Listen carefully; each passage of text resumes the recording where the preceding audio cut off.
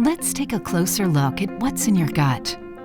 You've probably heard about microbiota, but what do you know about probiotic bacteria? Probiotics are live microorganisms that interact with the microbiota and provide health benefits to the host. Let's look at bacteria. Probiotic bacteria include strains coming from food.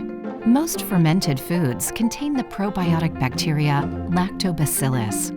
Fermentation is best known in dairy products like cheese and yogurt. Bacteria has been used traditionally all over the world for food fermentation and preservation. Fermented foods contribute to healthy diversity in the gut. Studies on bacteria in the gut show that we really are what we eat. A balanced gut means having more good bacteria than bad. Sometimes good bacteria is reduced with antibiotic treatment or with a drastic change in diet.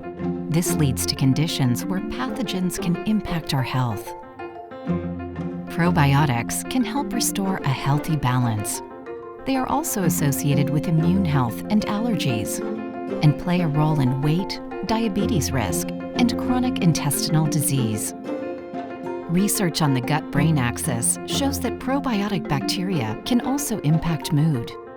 Science is constantly exploring how supplementing with probiotics can benefit our gut health.